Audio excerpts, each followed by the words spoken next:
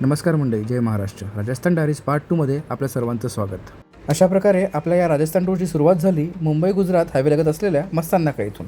आपल्या या प्रवासात माझी फॅमिली, माझी सासरकडची फॅमिली असे सर्वजण मिळून 5 ॲडल्ट व 2 लहान मुलं होते. आणि या 7 जणांची पॅकिंग किती आहे हे तुम्ही व्हिडिओमध्ये बघितलीच. मस्तान नाका ते उदयपूर हा प्रवास जवळजवळ 12 ते 14 तासांचा. या प्रवासासाठी आम्ही अनुकूल ट्रॅव्हल्सची AC स्लीपर बस बुक केली होती. बस बुक करताना भीती होती, 2-2 लहान मुलं घेऊन प्रवास करायचा आहे. एवढा मोठा प्रवास मुलं बसने कशी करतील. पण खरं सांगायचं तर हा प्रवास मुलांनी खूप जास्त एन्जॉय केला. आजी आजोबांसोबत आमच्यासोबत मुलांनी एवढी मजा केली ना. हा प्रवास कसा झाला हे त्यांचं जाऊ द्या, आम्हाला पण नाही कळलं. या आमच्या छोट्या कार्टूनसोबत आम्ही हा लांबचा प्रवास पहिल्यांदाच करत होतो. पण हा प्रवास किती मजेशीर असू शकतो याचं उत्तम उदाहरण आम्हाला सुरुवातीलाच मिळालं. रात्रीचं जेवण झाल्यावर सर्वांनी मस्त झोपा काढल्या.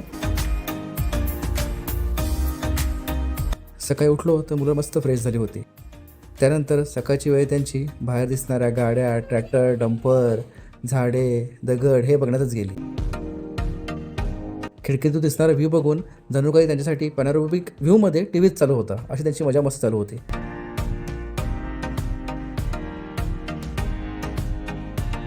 7 नोव्हेंबर रात्री 9 ते 10 वाजता आपण हा प्रवास सुरू केला होता. तर 8 नोव्हेंबर सकाळी 11 वाजेपर्यंत बस उदयपूरला पोहोचली. उदयपूर येथे पोहोचल्यावर पुढच्या प्रवासासाठी आपण राहुलभाई यांच्या पदम टूर्सकडनं एक इनोवा क्रिस्टा बुक केली होती. उतरल्या त्या गाडीसह त्या गाडीचे ड्रायव्हर मांगीलालजी आपल्या स्वागतासाठी उपस्थित होते. मांगीलालजींची भेट घेतली, गाडीमध्ये सामान भरलं, सर्वजण निघालो उदयपूरच्या पहिल्या स्टेला.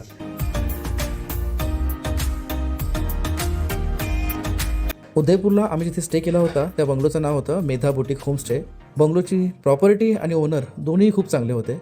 तिथे आम्ही गेलो, चेक इन केलं, फ्रेश झालो, त्यानंतर थोडेफार फोटोज काढले आणि 8 तारखेला आम्ही 2 ठिकाणी व्हिजिट दिली.